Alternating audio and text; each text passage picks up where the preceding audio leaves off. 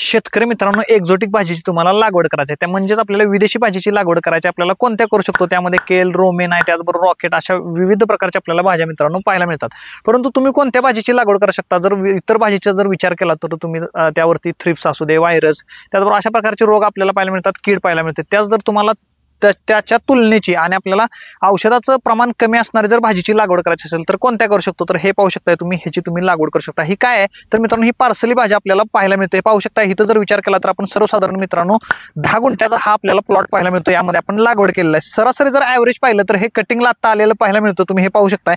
कटिंगचा जर विचार केला तर आता सध्याचा जर आपण माल पाहिला तर मित्रांनो सर्वसाधारण आपल्याला 500 ते 600 किलो माल आता 10 गुंठ्यामध्ये मित्रांनो आपल्याला मिळणार आहे. आणि जर रेट पाहिला तर सर्वसाधारण मित्रांनो आपल्याला ह्याचा रेट ॲव्हरेज जर आपण पकडलं तर मित्रांनो 80 रुपयापासून ते मित्रांनो 200-250 रुपयापर्यंत 300 रुपयापर्यंत देखील मित्रांनो आपल्याला हा रेट ह्याचा पाहायला मिळतो. आणि जर ह्याचा आपण वापर पाहिला तर कुठे आपल्याला वापर पाहायला मिळतो, जे आपल्याला चायनीज सूप, त्याचबरोबर विदेशीचे सूप आपल्याला पाहायला मिळतात. कोणतेही असू दे, त्यामध्ये आपल्याला जे तुम्ही म्हणता की कोथिंबीरी सारखं जे आपल्याला दिसत असतं, परंतु ते कोथिंबीर नसून आपल्याला पार्सली ही भाजी मित्रांनो त्यामध्ये आपल्याला पाहायला मिळत असते. तुम्ही 3 स्टार 5 स्टार मध्ये कुठेही जावा, या भाजीचा आपल्याला वापर फार प्रमाणात पाहायला मिळतो. तसेच सर्वाधिक जर वापर ह्याचा पाहिला तर कुठे पाहायला मिळतो, जे डेकोरेशन असू दे, त्याचबरोबर आपण जर हार पाहिले, आता जर बऱ्याच ठिकाणी जर आपण पाहिलं तर हारामध्ये आपल्याला जे सुशोभीकरणसाठी जे हिरवं रंगाचं आपल्याला दिसत असतं ते काय असतं, तेच ते मित्रांनो आपल्याला पार्सली भाजी पाहायला मिळत असतं. तर पाहिलं तुम्ही तर हे पाहू शकता, तुम्हाला दाखवायचं म्हणलं हे पाहू शकता. असंच तुम्ही हारामध्ये देखील पाहत असाल तर अशा प्रकारचं असतं. आणि जर ह्यावरती जर रोग किडीचा जर विचार केला तर कोणत्याही प्रकारचा रोग वगैरे याच्यावरती येत नाही, कीड देखील येत नाही. एकच रोग आपल्याला पाहायला मिळतो, तो कोणता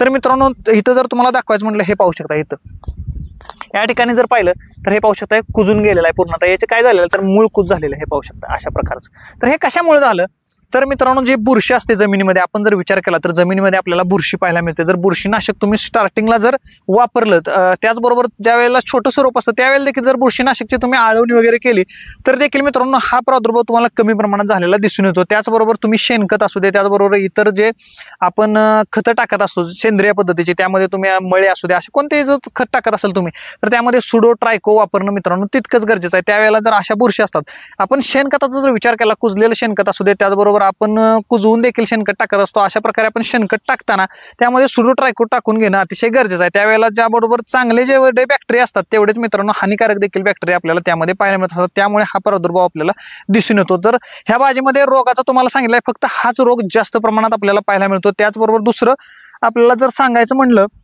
तर एक थोडासा कलर डाऊननेसचा आपल्याला एक प्रादुर्भाव मित्रांनो या ठिकाणी दिसून येतो. हा एक प्रादुर्भाव आपल्याला दिसून येतो. हा कशामुळे, जर तुम्ही पाण्याचा वापर ह्याला योग्य करणं तितकंच गरजेचं आहे. पाण्याचा वापर जर योग्य केला आणि पाणी खाली ओल असणं ह्या भाजीसाठी तितकंच गरजेचं आहे. कारण जर विचार केला तर हे पाहू शकता हिरवागार दिसणारा आपल्याला प्लॉट पाहायला मिळतो. हिरवागार कशामुळे तर खाली ओल तितकीच असणं मित्रांनो गरजेचं आहे. त्यामुळे पाण्याचं योग्य व्यवस्थापन करणं गरजेचं आहे. त्यावेळेला आपल्याला अशा प्रकारचा अगदी डार्क हिरवा कलर मित्रांनो पाहायला मिळणार आहे. आणि जर विचार केला तर तुम्ही हे जर लागवड कधी करू शकता तर लागवड करताना मित्रांनो तुम्हाला काय करायचं आहे तर एप्रिल महिन्यापासून पुढे एक अगदी जून महिन्यापर्यंत मित्रांनो तुम्ही लागवड करू शकता. आणि तिथून पुढे जर रेट पाहिला तुम्ही, समजा जर एप्रिलमध्ये लागवड केली तुम्ही मित्रांनो, ह्याला यायला किती कालावधी लागतो तर 60 दिवसाचा मित्रांनो याला कालावधी लागत असतो आपण लागवड केल्यापासून. आणि रोप तयार व्हायला किती कालावधी लागतो, रोपाचा जर विचार केला तर बीज आपल्याला अगदी छोटंसं पाहायला मिळतं. आणि बीज पासून रोप तयार होण्यासाठी सर्वसाधारण आपल्याला मित्रांनो 45 दिवसाचा कालावधी लागत असतो. हा कालावधी जास्त आहे.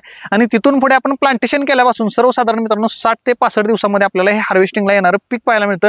आणि ॲव्हरेज तुम्हाला सांगितलं आता जर 10 गुंठ्याचा विचार केला तर सर्वसाधारण 10 गुंठ्यामध्ये आपल्याला 500 किलो माल ॲट अ टाइम निघणार आहे. 100 रुपये प्रमाण किंवा 80 रुपये प्रमाण देखील तुम्ही पकडलं तर पाहू शकताय किती आपल्याला पैसे होतात. त्याचबरोबर जर विचार केला आपण अजून काय करू शकतो आपण तर मित्रांनो, यामध्ये हार्वेस्टिंग तुम्हाला काय वाटलं असेल की एकदा केलं झालं असं नाही तर मित्रांनो, एकदा आपलं हे 60 दिवसानंतर प्लॉट चालू झाला की तिथून पुढे आपण 6 महिने 7 महिने देखील मित्रांनो हा प्लॉट चालवू शकतो. फक्त काय करायचं आहे, शेणखत असू दे, त्याचबरोबर रासायनिक खताचा बेसळ डोस असू दे, या योग्य प्रमाणात आणि अगदी योग्य प्रमाणे टाकून घेणं गरजेचं आहे. त्यावेळेला जो आपल्याला झाडावरती स्ट्रेस येणार आहे तो येणार नाही आणि आपल्याला देखील परत आपण हार्वेस्टिंग जास्त प्रमाणात मित्रांनो करू शकतो. 500-600 किलो देखील मित्रांनो यामधून तुम्ही काढू शकता. आणि 6 ते 7 महिन्यापर्यंत मित्रांनो प्लॉट तुम्ही टिकवू शकता. अशा प्रकारचा प्लॉट आपल्याला पाहायला मिळतो. तुम्ही इथं पाहू शकता आपण जे प्लांटेशन केलंय ते अशा प्रकारे केलंय. त्यामध्ये अजून एक आपण आधुनिक तंत्रज्ञान काय वापरू शकतो तर मित्रांनो, हिरवीगार भाजी राहण्यासाठी, त्याचबरोबर टेम्परेचरमध्ये व्यवस्थित टिकण्यासाठी, कलर चांगला येण्यासाठी आपण एक छोट्याशा स्प्रिंकलरचा आपण वापर देखील मित्रांनो करू शकतो. इथं काय केलंय, स्प्रिंकलर सेट हा मोठा आपल्याला पाहायला मिळत नाही. इथं जर तुम्ही पाहिलं तर हे पाहू शकता 20 mm आपण ड्रिपचा वापर केलाय. आणि ड्रिपवरती हे स्प्रिंकलर आपण बसवून घेतलेत. काय छोटेसे स्प्रिंकलर आहे, ह्याचे जर प्राइसचा विचार केला तर सर्वसाधारण आपल्याला मार्केटमध्ये हा जो वरचा स्प्रिंकलर आहे हा मित्रांनो 20 रुपयाला मिळत असतो. आणि पाईपचा जर तुम्ही विचार केला तर पाईप देखील, आणि पाईपला काय केलंय इथं T1 बसवलेला आहे आणि पुढे लाईन देखील पलीकडच्या लाईन मध्ये नेलेला आहे, ह्या बाजूला नेलेला आहे. अशा प्रकारचं मित्रांनो आपण नियोजन केलेलं आहे. तसेच मित्रांनो तणाचं व्यवस्थापन यामध्ये करून घेणं अतिशय गरजेचं असतं. हे पाहू शकता, इथं जर खाली पाहिलं तर हे पाहू शकता आपण औषध मारलेलं आहे या ठिकाणी आणि आपल्याला तण व्यवस्थित मरून गेलेलं आहे, व्यवस्थित आपण सगळं नियोजन करून घेतलं. त्याचबरोबर जर विचार केला, हे जर तुम्हाला लागवड करायची असेल आता इथून पुढे जर विचार केला एप्रिलमध्ये, मे मध्ये, त्याचबरोबर जूनमध्ये तुम्हाला लागवड करायची आहे, करू शकता. परंतु मित्रांनो यासाठी खर्च किती येत असतो जर आपण जर विचार केला तर 10 गुंठ क्षेत्र आपल्याला पाहायला मिळतं. इथं आपल्याला सर्वसाधारण 25 ते 35 हजाराच्या दरम्यान मित्रांनो खर्च आलेला आहे टोटल. यामध्ये आपलं शेणखत असू दे घरचं, त्याचबरोबर इतर खर्च वगळता आपण सर्वसाधारण जर सरासरी खर्च पकडला तर 35,000 खर्च धरून चाला. 10 गुंठ्यासाठी आपल्याला एवढा खर्च आलेला आहे. परंतु जर उत्पन्नाचा विचार केला तर 500 किलो आपल्याला माल एका टायमाला मिळणार आहे. तुम्ही कॅल्क्युलेशन करू शकता.